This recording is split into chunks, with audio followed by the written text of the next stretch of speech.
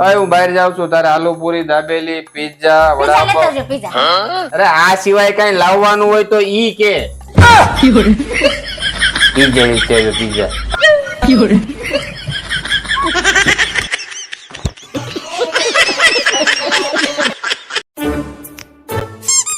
અરે મીતુ, તારું રિઝલ્ટ આવવાનું હતું, શું થયું એનું?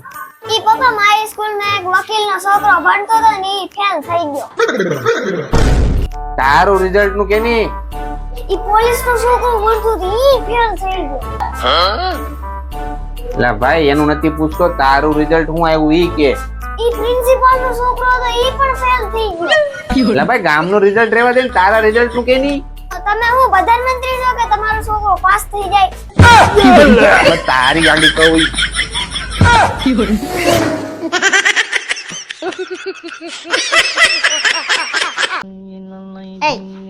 એક વાત કહું? હા. એક સુંદર યુવાન મન ભગાડીને લઈ જતો હોય તમે શું કરો? ક્યો નહીં મળી? હું એને કહું ભાગવાની જરાય કોશિશ કરતો નહીં. આરામથી લઈ જા.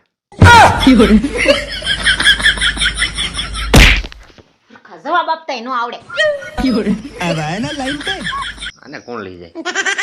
अबे साले ઓય આને જોયા કરો. હા હું આને જોવાથી તમે મારા વશમાં થઈ જાઓ એમ? અને જેમ હું કહી ને એમ જ તમે કરશો. क्या बात कर रहे नहीं नहीं नहीं सारुण के यहाँ कुछ तो गड़बड़ है. હવે તમે જેમ કહો ને એમ જ હું કરીશ. જામ ચા બનાય. બનાવું છું.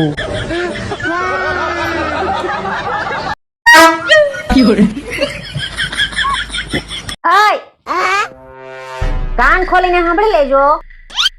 ઉત્તરાયણ આવે છે પણ આપણે ધાબે પતંગ ચગાવવા નથી જવાનું. આ ઘર આપણું, ધાબુ આપણું, તો બીજે ક્યાં જવું સગાવા? ધાબે નો જાય તો? बात तो सही है. પણ ધાબુ આપણું છે, ઘર આપણું છે, પણ બાજુવાળી તો બીજાની છે ને.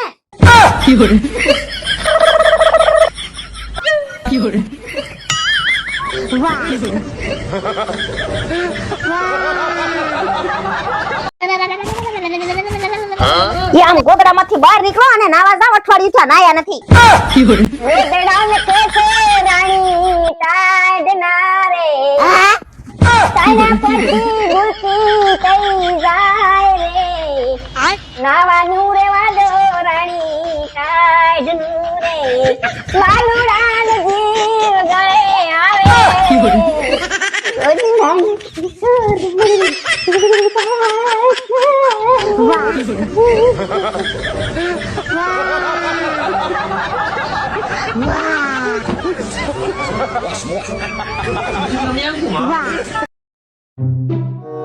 એક વાત પૂછું? પૂછ ને. એક બાજુ 1 કરોડ રૂપિયા હોય ને એક બાજુ હું હોય, તમે કોને પસંદ કરો? શું વિચારો છો? બોલો ને.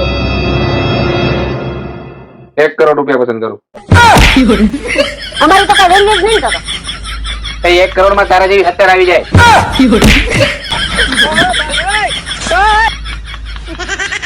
ઉકાવે ને આવા સવાલ.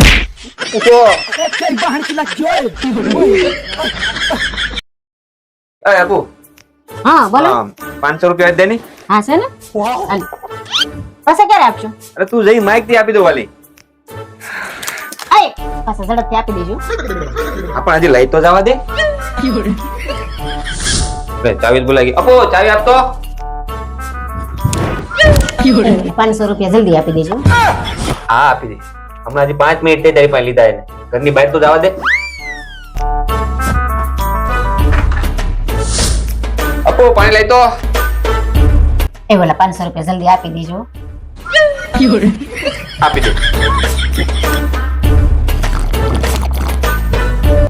આના 500 રૂપિયા લઈને તો દી બગાડ્યો. रुको जरा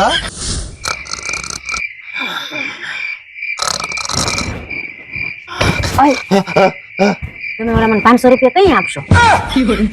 એ ભાઈ 500 રૂપિયા મેં કાલ વાપરવા તારી હાટું લીધા હતા. લોહી પી ગઈ છે હવારના 500 રૂપિયા. આવે તું મને મહેરબાની કરીને હવે ક્યારે પૈસા નો આપ્યો. મારી પાસે પૈસા ન લેવાય. એ પણ જયારે જોતા હોય તો પાછા માગી લેજો. એલાવ તમને કઈ ખબર છે? નહીં કા અરે અમાર છલન કામે એક બચ્ચાનો જન્મ થયો હું વાત કરશો અને જન્મતાની સાથે જ 20 કિલો વજન.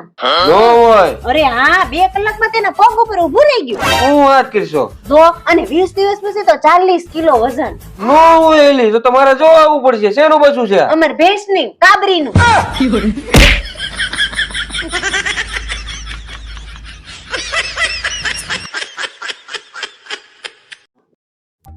એ તમારે હારું કેટલી રોટલી બનાવું?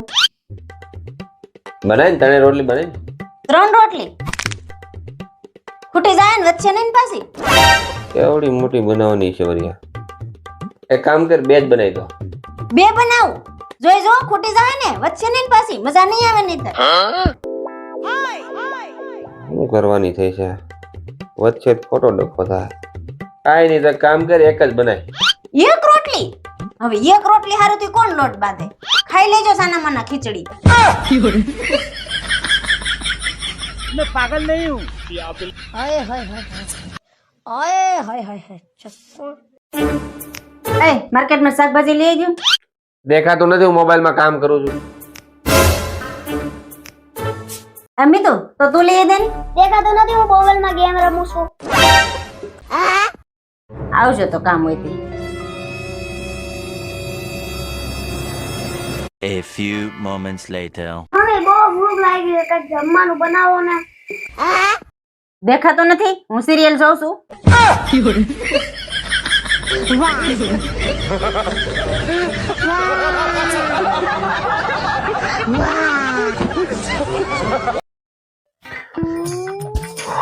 અય આમાં જોવો ની મિતુન લેસન આવ્યું છે મને નથી આવડતું ને એને નથી આવડતું તમને આવડશે? પૂછને હું છે આમાંથી જન્મ પછી કેટલા દિવસે આંખો ખુલી જાય છે? ચકલી, ચકલી 4 દિવસ બિલાડી, બિલાડીને 6 દિવસ બકરી, બકરીને 2 દિવસ ગાય, ગાય ને તરત ખુલી જાય क्या बात कर रहे પુરુષ, લગન પછી લગન. મારે કામ છે હમણાં આવ્યો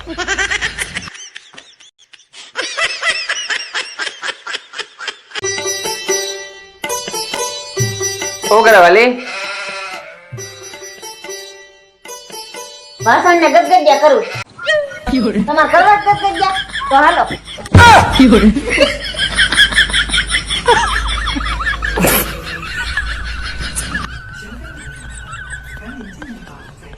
બહુ ગરમી છે બહુ ગરમી છે એ લગન પછી તમને પહેલી વાર મળ્યા તો હું વિચારતા હતા? અરે યાર આ ખોટું આવી ગયું યાર હું તો આની વાત કરું ભાઈ મને ખબર છે તમે મને જ કહેતા હતા. યાર ના લ્યા ડ્રેસ ની વાત કરું મને ખબર છે તમે મને જ કહેતા હતા. હા નહીં સમજે ભાઈ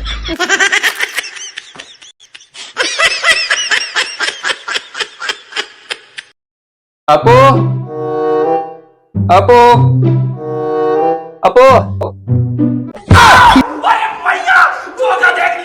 આવું કર્યું દેખાતો નથી પાવડર લગાવું છું. એટલે પણ પાવડર કોઈ દી જોયો છે કે નથી જોયો આટલો બધો લગાવવાનો હોય અરે આની કાલે એક્સપાયરી ડેટ પૂરી થઈ જાય છે એટલે લગાવું છું.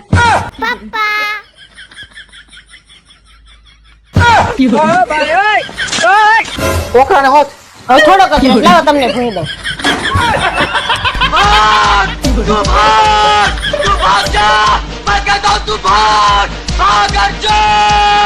વાળી નાખે પાંદડું બનાવી નાખે એટલી એના ઉપર થોડી ચડાવી છે ચડાવી નથી પણ કહું છું.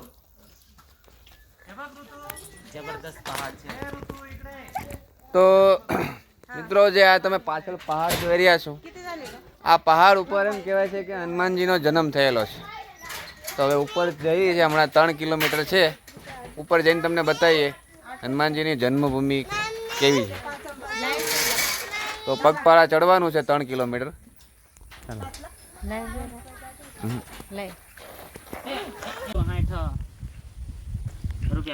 તો મિત્રો હનુમાનજીની જન્મ સુધી પહોંચવાનો માર્ગ બહુ કઠિન છે તમે જોઈ શકો છો નથી સીડી કે નથી પગદંડી એટલે બહુ હનુમાનજી સુધી પહોંચવું મુશ્કેલ છે આ પહાડ ઉપર રસ્તાનો કોઈ મેળ છે નહીં એટલે અમારી જે ટીમ છે અહીંયા હિંમત પોતાના ખીચામાં મૂકી દીધી છે ફરી ક્યારેક અમે પાછા અહીંયા આવશું ત્યારે તમને ચોક્કસ હનુમાનજીની જન્મભૂમિ બતાવશું.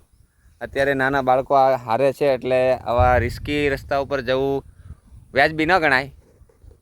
એટલે ફરી વાર ક્યારેક તમને હનુમાનજીના જન્મભૂમિના દર્શન કરાવશું. તો હવે પાછા